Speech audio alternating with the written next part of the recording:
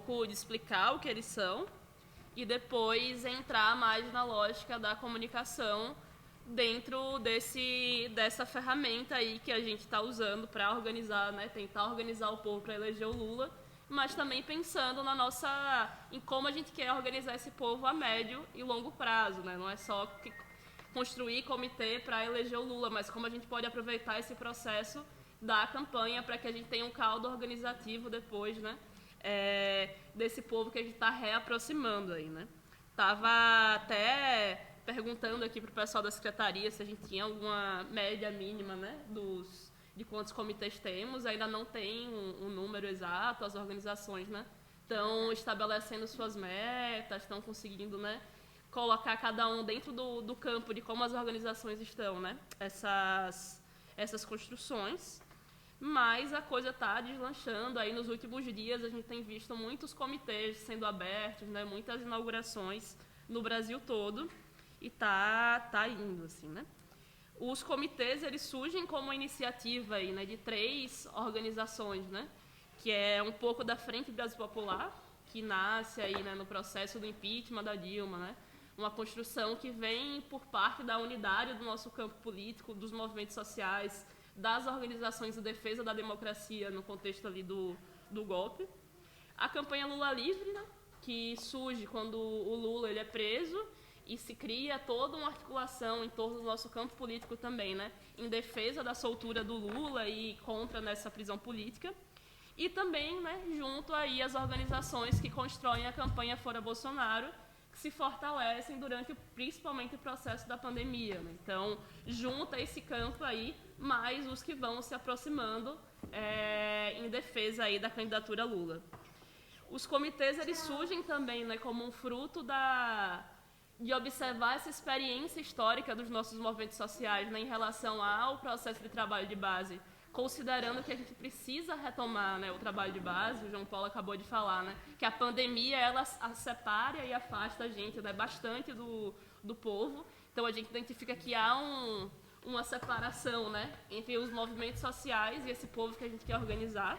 Então os comitês eles surgem muito nessa perspectiva de que a gente precisa estar em diálogo com a sociedade em cada bairro, em cada espaço de trabalho, em cada ponto da sociedade que se possa construir, né, uma organização popular em torno da defesa do Lula, né. Eles têm 3 objetivos principais, né, em torno das suas ações, que é essa construção dessa estrutura organizativa. Um segundo, né, essa iniciativa que se desenvolva em torno da candidatura do Lula. E um terceiro, que é essa questão, né, de como a médio e longo prazo a gente pode fortalecer a nossa organização popular. Então, se a gente for olhar, né, os 3 objetivos principais, né, é a questão mais concreta de que a gente precisa eleger Lula para que a gente tenha perspectivas mínimas, né, de continuar, né, democráticas e continuar organizado. E a segunda é como a gente pode organizar esse povo para os desafios que a gente vai ter depois, porque eleger Lula já é um grande passo, mas assim, a gente sabe que ele ganhando também não vai ser nada fácil, né, o processo que vem depois. Então, quanto mais a gente retoma esse diálogo com o povo, né, menos difícil fica um processo que ele já vai vir cheio de dificuldades. Dentro do processo dos comitês, né, a gente tem, acho que elencaria 4 ações principais que a gente vem pensando aí, né, no trabalho deles nos territórios. Uma que é essa questão de propagandear, né, a candidatura do Lula, mas não só, né, essa candidatura nacional, mas como ela pode fortalecer também, né, as campanhas locais durante o processo de eleições, né. Então, nacionalmente, o Lula, né, a nossa pauta principal, mas nas regiões, né, as candidaturas que são nossas, do nosso campo, como é que essa organização pode fortalecer ali localmente. O debate também, né, do projeto de país. Então a gente recém, né, entregou um documento para o Lula falando das nossas plataformas, o que a gente acredita, e debater junto com o povo qual é esse país que a gente acredita, né, qual é o projeto popular que a gente quer para o Brasil. Organizar o povo, né, que é o necessário. E um quarto campo de ação, que aí já entrando um pouco, né, nessa questão do papel da comunicação, que é o campo da comunicação em si, considerando que ela pode ser e deve servir, né, como uma ferramenta de potencial para o trabalho de base, né. Acho que se a gente pega né, do Brasil, na América Latina, né? Se a gente olha para a nossa conjuntura política nos últimos tempos, a comunicação que já tem um papel histórico, né, na história da sociedade, de ser essa ferramenta de disputa ideológica, ela toma um papel muito central, né? E aqui no Brasil, com a pandemia, acabou que, né, esse giro, a gente fez as campanhas de solidariedade, mas majoritariamente todo o processo que a gente fazia ali, né, de ir para a rua, de estar junto com o povo, ele gira para as redes sociais, para além da questão aí das campanhas, né? Então, a comunicação ela entra nesse eixo, né, central, né, e se torna ainda mais importante para falar com o nosso povo. Então, essa compreensão, né, de que... Falar mais devagar, né? O nordestino ele fala um pouco mais rápido do que o normal. Então, compreender a comunicação dentro dessa função estratégica de fazer o debate, né, da nossa disputa ideológica, mas também como uma forma de dialogar com o povo, né, como uma forma de organização. Uma comunicação, compreender também que a comunicação é poder, né? Então não é só a ferramenta, não é só ir noticiar, né? Não é só falar sobre o que está acontecendo. Quando a gente vai comunicar, a gente está ali disputando, né? Está fazendo uma disputa contra-hegemônica, uma disputa política. Então, acho que foi ontem, né, que a Vivi falou, ela falou que a nossa comunicação, ela tem ela deve ter três objetivos principais, né? Que é de formar o povo, disputar contra a hegemonia e essa comunicação que faz a batalha das ideias, né? E nesse processo dos comitês, a comunicação ela vem muito dentro desse ponto. Então, isso seria um segundo eixo, que é como a comunicação funciona dentro desse processo dos comitês, né?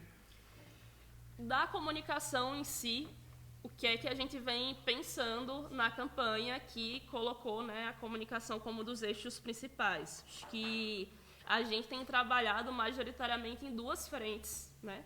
Uma que é de tentar fortalecer esse campo de comunicadores que a gente tem hoje, né? Que se fortaleceu muito no processo da pandemia. Então, a gente já tinha uma rede de comunicadores ali, né? Que já era dos nossos movimentos, mas que se tenta constituir, né, um processo coletivo dentro da Frente Brasil Popular, né? Na pandemia, esse campo ele cresce para uma central de mídias, que junta, né, o nosso campo mais em específico, mas também junta ali, né, a Frente Povo Sem Medo, que é uma outra frente próxima à Frente Brasil Popular.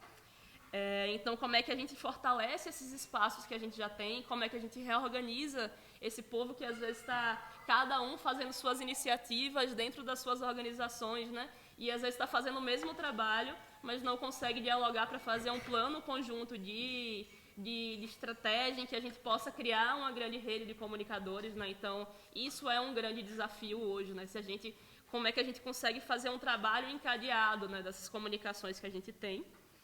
Agora a gente está constituindo um grupo que a gente tem chamado de Turma da Esperança, que é uma tentativa de organizar esses comunicadores para além das frentes, que tanto a gente conseguiu absorver durante a pandemia, mas que tem se somado, né, à construção da comunicação nessa perspectiva ali, né, da eleição do Lula, que acaba sendo, né, que bom, que é muito maior, né, do que só o nosso campo organizado, né? Então, tem uma gama aí de comunicadores progressistas que acabam se aproximando da pauta por causa do Lula, mais em específico, mas que anteriormente não estavam com a gente. Então, estamos tentando fazer esse processo aí.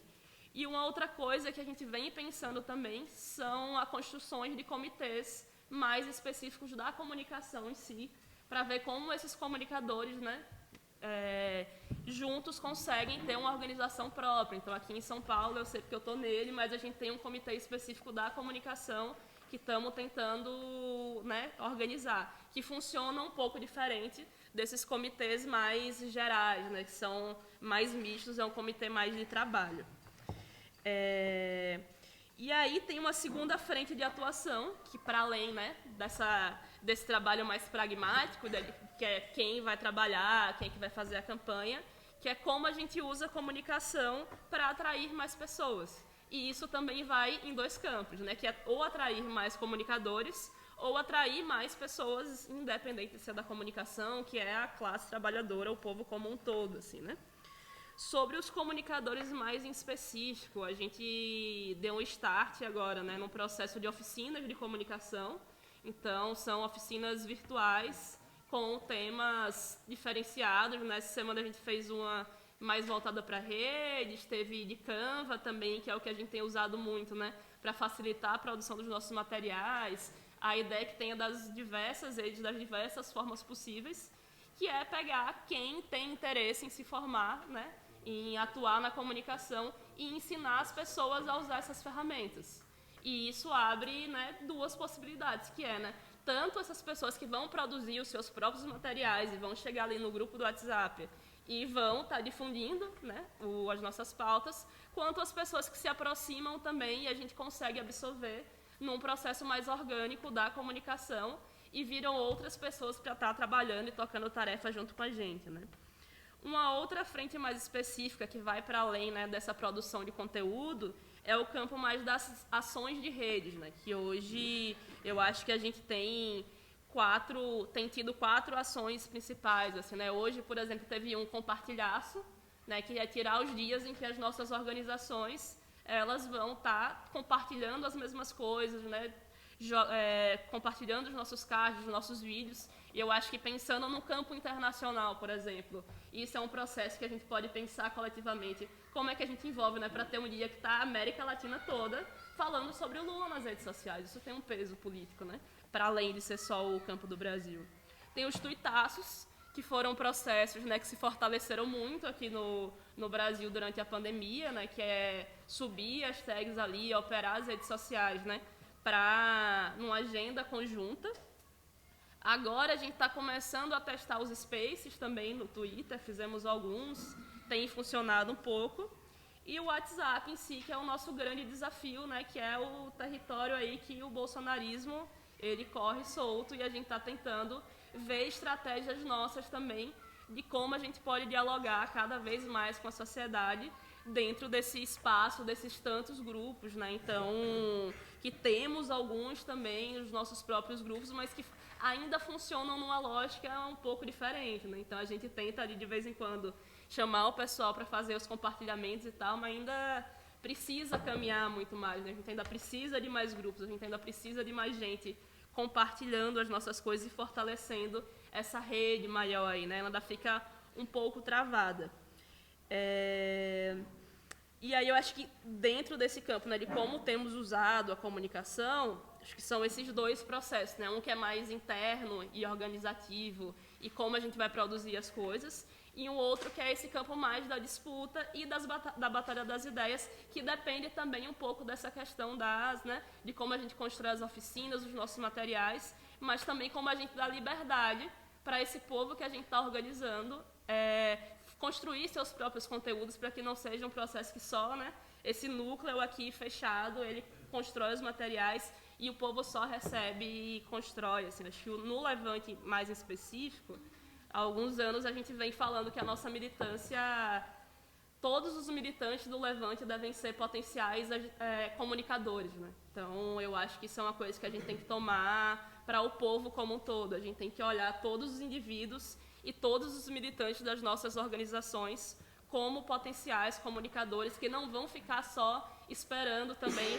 É preciso, né, ter essa linha de direção das nossas ações, como é que a gente vai agir, mas a identificar que as redes também são um território de disputa ininterrupta, né? Então, se a gente está nas ruas, se a gente vai fazer ação, se a gente vai para os atos, nas redes esses territórios também são um espaço que refletem e têm condições, né, de refletir no que acontece nas ruas. Então, não dá mais para desconectar os dois espaços na batalha das ideias, né? Então, acho que é mais ou menos por aí, cravadinho, 15 minutos. Muito bem.